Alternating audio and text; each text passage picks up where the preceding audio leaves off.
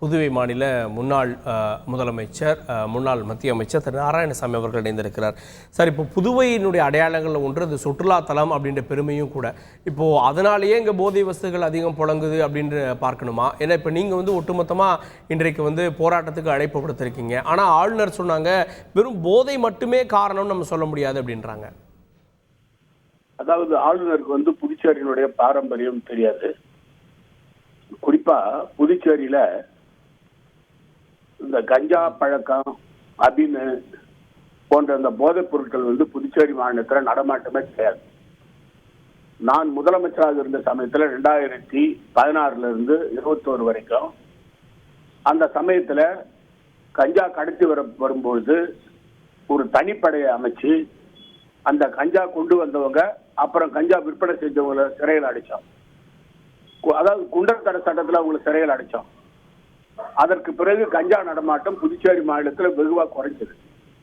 ஆனா இந்த ஆட்சி வந்த பிறகு இவர்களுக்கு இந்த கஞ்சா கடத்துறவங்களுக்கு 2 விதமான பலன். ஒண்ணு சுற்றுலா பயணிகள், இன்னொன்று கல்லூரிகள் பள்ளிகள்ல படிக்கிற பிள்ளைகளை கவர்றதுக்கு கஞ்சாவை கடத்தி அந்த கஞ்சாவை அந்த பகுதியில விற்பனை செய்யறது. இப்படி செய்யறதற்கு மூலமாக புதுச்சேரி மாநிலத்தில் இந்த கஞ்சா பழக்கம் அதிகமா வந்தது. காவல்துறை கையூட்டு பெற்றுக்கொண்டு வேடிக்கை பார்த்து கொண்டு இருந்து வந்தது.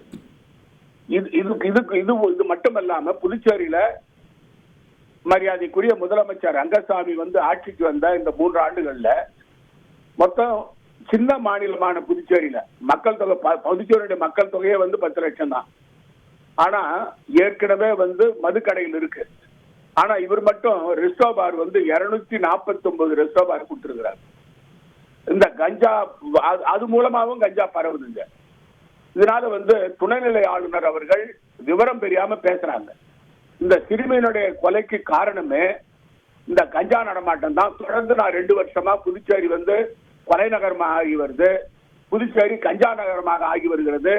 இந்த ஆட்சியாளர்கள் நடவடிக்கை எடுக்கவில்லை, கடுமையான நடவடிக்கை எடுக்கணும் அப்படின்னு சொல்லி வலியுறுத்தியும். ஆனா இந்த ஆட்சியில் இருக்கிறவங்க, குறிப்பா இந்த முதலமைச்சரும் இந்த உள்துறை அமைச்சரும் நிர்வாகத்தை பார்க்காம ஊழல்ல திளைச்சிருக்கிற காரணத்தினால, இந்த அதிகாரிகளை பொறுத்த வரைக்கும் அவங்களும் ஊழல்ல இருக்கிற காரணத்தினால இந்த கஞ்சாவை இந்த மாநிலத்துல கட்டுப்படுத்த முடியல.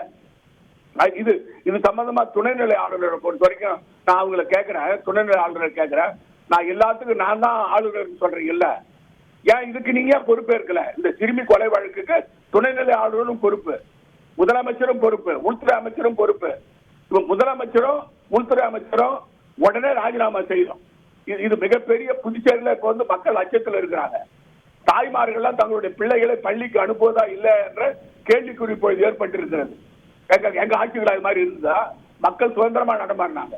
இதுக்கு காரணமே ரெஸ்டோ பாரும் கஞ்சா நடமாட்டமும். இதை தாராளமா விட்டது இந்த அரசு. இப்போ தொடர்ந்து இப்போ புதுவையில் இதற்கு முன்பும் இது போன்ற பிரச்சனைகள்லாம் இருந்திருக்கு. குறிப்பாக இந்த போதை வஸ்துக்கள், இன்னும் சொன்னால் ரவுடிசம், இதெல்லாம் இந்த பிரச்சனைகள்லாம் உங்களுடைய ஆட்சியிலையும் பார்த்துருக்கீங்க. ஆனால் ஆளுநர் சொல்கிறாரு ஒரு விரைவான கோர்ட் மூலமாக இப்போ இருக்கக்கூடிய சூழல் அந்த பெற்றோருடைய வழி அப்படியே நான் ஏற்றுக்கிறேன், ஒரு கோர்ட் மூலமாக ஒரு வாரத்தில் நீதி கிடைக்கிற நடவடிக்கை எடுப்போன்றாங்க. இன்னும் சொல்லணும்னா புதுவை முதலமைச்சர் இதில் தாமதம் செய்த அதிகாரிகளை உடனே கூண்டோடு மாற்றுறாரு. நீதிமன்றத்தினுடைய தீர்ப்பு எப்ப வரும்னு இந்த அம்மா சொல்ல முடியுமா? இந்த ஒரு துணைநிலை ஆளுநர் பேசா இது நீதிமன்றத்துக்கு வழக்கு போனா அந்த குற்றவாளிகளுக்கு கால அவகாசம் கொடுக்கணும், அவங்கள சாட்சிகளை விசாரிக்கணும். அதாவது குறைஞ்சபட்சம் 3 மாசம்ன்றது கரெக்ட். ஆனா இது உடனே தீர்ப்பு கொடுப்பது நியாயம் கிடையாது. அது மட்டும் இல்ல, நீதிமன்றம் எடுத்துக்கிற டைம் தானே தவிர துணைநிலை ஆளுநர் தேதி குறிப்பிட முடியாது. அது மட்டும் இல்ல, நாங்க எங்க ஆட்சியை பொறுத்த வரைக்கும் கஞ்சாவை கட்டுப்படுத்தணும். ரெஸ்டோ பார் ஒண்ணு கூட புதுச்சேரி மாநிலத்தில் கொடுக்கல. ஏன் இந்த ஆட்சியாளர்கள் எல்லாத்தையும் திறந்து விட்டு? அது காரணமே கையூட்டு தான். முதலமைச்சர் அமைச்சர் எல்லா ஊழல். அதனால இந்த கஞ்சா விற்கிறவன் சுதந்திரமா நடமாடுறான், தாராளமா உள்ள எடுத்துன்னு வராங்க. அது இதுல பாதிக்கப்படுறது மக்கள், இளைஞர்கள் பாதிக்கப்பட்டு என்ன செய்யறதுன்னு அவங்களுக்கு தெரியல. இப்படி புதுச்சேரி மாநிலத்துடைய கலாச்சார சீரழிவு, அதுக்கு இவங்க காரணம். புதுச்சேரி மாநில மக்களுடைய அதாவது நகர பகுதியில் இதெல்லாம் இருக்கிற காரணத்தினால, இந்த கஞ்சா நடமாட்டம் இருக்கிற காரணத்தினால மக்கள் அச்சத்தில் இருக்கிறாங்க புதுச்சேரியில் இன்னைக்கு. அதனால்தான் இது வந்து எங்களுடைய போராட்டம் அரசியல் கட்சி போராட்டம் கிடையாது.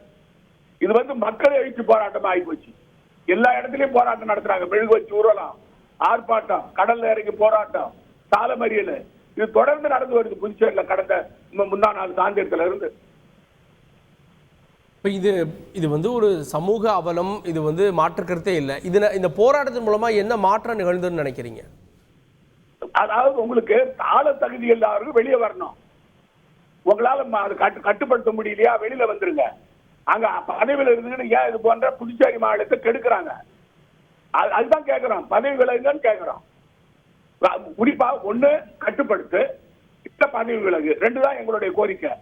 நீங்க அதிகாரத்துல நீங்க இருக்கிறீங்க, காவல்துறை உங்க கட்டுப்பாட்டுல இருக்கு, நிர்வாகம் உங்ககிட்ட இருக்கு. முதல்ல நிர்வாகத்துல வந்து உங்களுக்கு காவல்துறைக்கும் வருவாய்த்துறைக்கும் ஒருங்கிணைச்சு இல்ல. காவல்துறையை பொறுத்த வரைக்கும் அவங்க ஒரு பக்கம் போறாங்க, வருவாய்த்துறை ஒரு பக்கம் போகுது. உங்களுக்கு நார்கோட்டிக்ஸ் பியூரோ இருக்குது, அதுவும் வேலை செய்யல. இது ஒரு ஸ்தம்பித்து போயிருக்கிற ஆட்சி. இப்ப நன்றி திரு நாராயணசாமி. இணைந்து புதுவையில் நடந்திருக்கக்கூடிய இந்த நிகழ்வு மக்கள் கொதித்தெழுந்திருக்கிறாங்க. அரசியல் கட்சியினர் வந்து குறிப்பாக ஆளுங்கட்சி ஆள தகுதி இல்லை அப்படின்னு போராட்டத்தை அறிவிச்சிருக்கீங்க. உங்களுடைய பார்வைகளுக்கு நன்றி. செய்திகளை உடனுக்குடன் தெரிந்து கொள்ள உடனே சப்ஸ்கிரைப் பண்ணுங்க.